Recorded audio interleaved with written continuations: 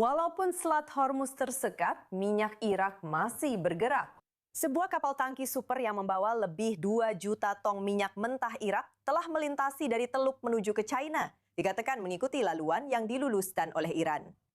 Kementerian Luar Iran menyatakan bahawa Tehran tidak mengenakan tol ke atas kapal, sebaliknya mengutip bayaran untuk perkhidmatan navigasi. Jadi mengutip bayaran untuk laluan selamat. Ini menimbulkan persoalan tentang apa maksud perjanjian itu untuk laluan air antarabangsa ini juga. Baiklah, untuk berbincang lebih lanjut, kita bersama Samuel Ben-Or, penganalisis penyelidikan di Foundation for Defense of Democracies.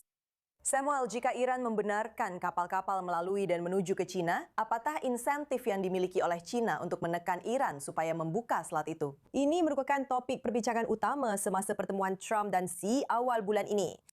Tetapi apakah insentif sebenar yang dimiliki oleh China untuk membuka selat Hormuz pada masa ini? Sebenarnya ia bergantung kepada berapa banyak minyak dan gas asli yang Iran benar-benar benarkan melalui selat itu dan sampai ke China.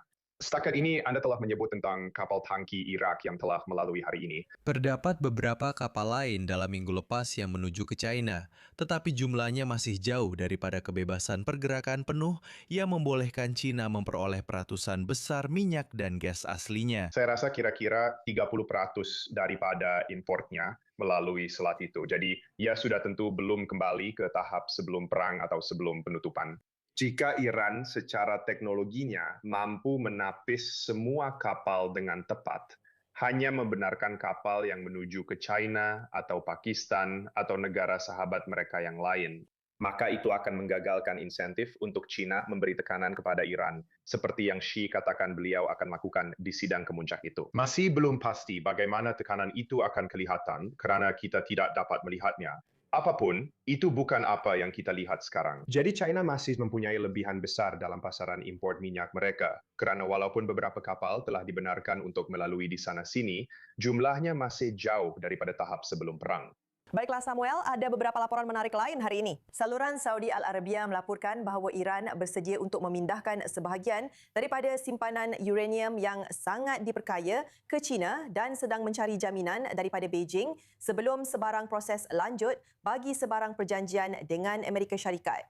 Sekarang, adakah China merupakan negara yang boleh dipercayai oleh kedua-dua Amerika Syarikat dan Tehran untuk mengendalikan uranium yang diperkaya ini? Apakah peranan yang boleh mereka mainkan di sini? Jadi saya ingin mendahului dengan mengatakan bahawa ini adalah laporan yang sangat baru dan terdapat begitu banyak dakwaan berbeza yang sering dilemparkan, terutamanya mengenai uranium yang diperkaya. Jadi masih belum dapat dipastikan sama ada perkara ini tepat atau tidak. Jika ia tepat, maka pentadbiran Trump mungkin akan menerima perjanjian itu. Sejujurnya, bagi mereka tidak terlalu peduli kemana ia pergi asalkan ia bukan di Iran.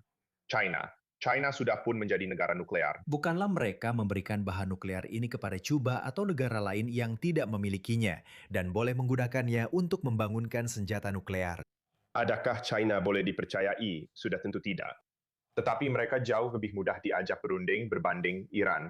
Jadi saya rasa Trump akan menganggap itu sebagai satu kemenangan.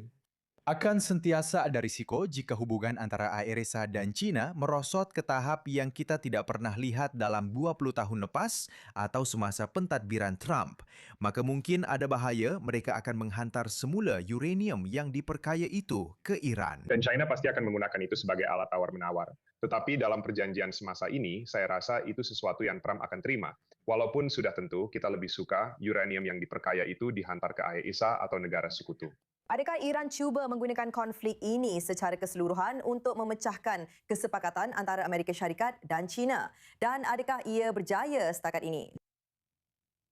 Setakat ini, Iran agak tidak memilih pada asasnya menjejaskan pasaran minyak global di seluruh dunia.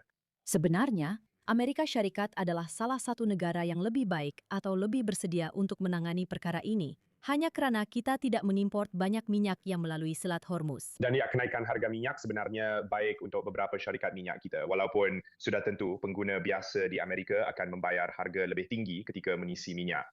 Tetapi ia jauh lebih baik berbanding China, yang sangat bergantung kepada Selat Hormuz untuk kekal terbuka, walaupun mereka mempunyai simpanan minyak yang cukup untuk bertahan agak lama. Kerana mereka, seperti yang Anda tahu, mengamalkan dasar berdikari dan kini sedang cuba melaksanakannya. Walau bagaimanapun, mereka tidak mahu perkara ini berterusan selama-lamanya. Saya rasa sebab mereka belum mengambil tindakan tegas ke mana-mana arah, mereka belum benar-benar menyokong Iran secara lantang, Anda tahu, menentang Amerika Syarikat. Dan walaupun mereka telah mengecam penutupan selat itu, kita masih belum melihat mereka benar-benar memberi tekanan kepada Iran. Jadi saya rasa China hanya cuba menunggu dan melihat sama ada simpanan mereka boleh bertahan cukup lama supaya mereka tidak perlu merenggangkan hubungan dengan Iran atau mengalami kerugian sebenar akibat penutupan selat itu, yang mana mereka masih belum mengalaminya. Samu Ben-Or sangat gembira dapat bersama Anda di i24 News English hari ini. Terima kasih atas analisis itu.